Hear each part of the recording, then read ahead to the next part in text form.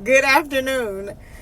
I am coming to you today to share with you an excerpt from Unlock, Being Free from Your Dysfunctional Prison in preparation for the future event, the author's Q&A, where you'll have a chance to come and sit and where we can share and dive deeper into the book, the reflections, and any questions that you may have, as well as for me to get some feedback on what you thought of the book and how it has helped you and any challenges that may have arrived. So we're going to start. Today I'm going to give you a little bit from chapter 2. It's called The Beginning, Foundation or Fracture. To my amazement, some hope eventually came.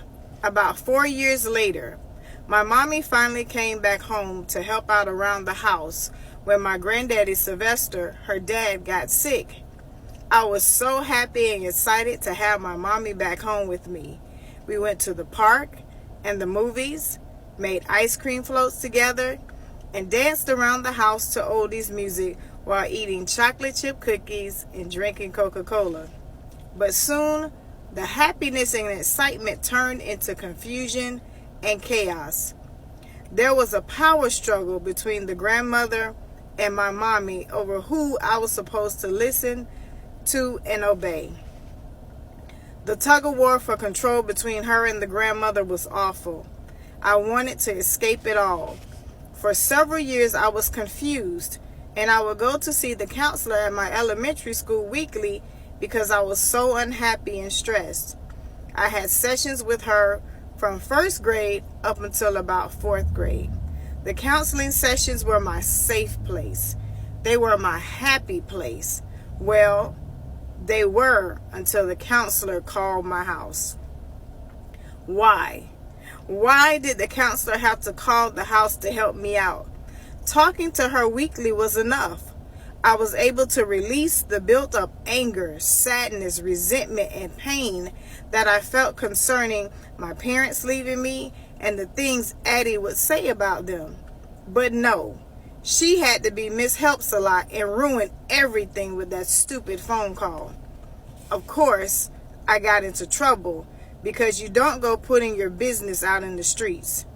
Addie always said, what happens in this house stays in this house.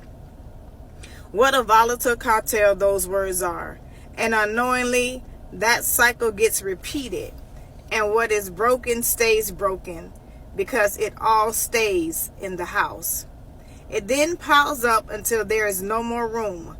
The pressure is so intense and so great, and at some point, it all explodes without warning. After getting my behind tore up for putting her business out in the streets, as Addie told me, I stopped going to the counselor. I didn't trust her anymore, or anyone for that matter.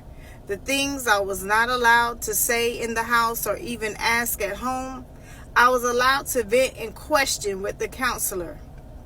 Once that trust was betrayed, all the secrets, hurt, and pains stayed in that house once again.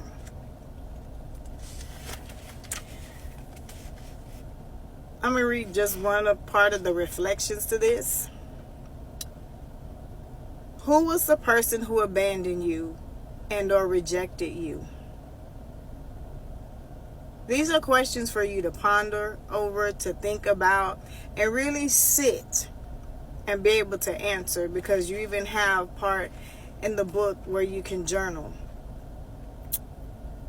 Whether it is factual or perceived in your mind. Our mind can make things a reality even if they're not. It could have been your mother, father, grandmother, or grandfather. When they left, there was a hole, a void in you that you felt could not be filled. When you reflect on them and consider who you are today, do you see a reflection of yourself? Even the things we hate or say we won't do, unconsciously we imitate and become. In this chapter, I was talking about a little bit of the fracture of what happened with my parents and how those different things affected me. And I was able to go to my counselor.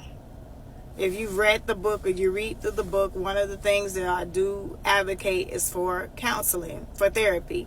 I always say it's Jesus and therapy, not one or the other, but it takes both. But here at a very young age, I went to counseling. I sought help. But the actions of the counselor, I felt as though she betrayed me. That we had a trust of that I'm coming to you to share with you my hurts, my pains, and you help me navigate them so that when I go home, I'm not feeling sad, depressed, lonely, and upset. But she felt that it was right for her to call thinking she was helping me. And it didn't help me. It actually hurt me because I got my behind tore up. And so I stopped trusting her. So I stopped going to counseling. Not only did I stop trusting her, I stopped trusting other people as well. In the book, I say don't be one and done. Because you can go to counseling, you can get therapy, and maybe they do something that you don't like or you don't understand, and you get frustrated and you stop. Pind another one. Find help. Because eventually, those secrets, those traumas, those pains, they kept piling up. And eventually I did have to go back and get help. I had to get help from multiple sources and multiple people to finally get unlocked and be at the place where I am now. So this was just an excerpt from, as I said, chapter 2 out of the book, Unlocked, Being Freed from Your Dysfunctional Prison. As I said, we are preparing for our author's Q&A to give you a chance to come and ask questions, to dive deeper into some of the situations and the traumas that I've talked about in the book. If you don't have your copy yet, please go to Amazon and order your copy. You can bring it with you the day of the Q&A, and I'll be happy to autograph it if you don't already have your autographed copy. But please go pick it up. It's a help, and it will be a blessing to you. For as you read my story and the different things that I've gone through, it can resonate with you. And you may have to take time with the reflections. You may have to walk away and come back, or put it down for a little bit and come back, because it's going to resonate with some of the different things that you have gone through in childhood, whether it was abandonment, rejection, abuse, molestation, depression, abusive relationships, whatever it may be that resonates. Take the time when it comes up. Don't suppress it again. Identify it, recognize it, and get the help that you need to get unlocked. Don't allow the traumas of your past to imprison your future. It's time to get unlocked. Welcome to your journey. Have a great day.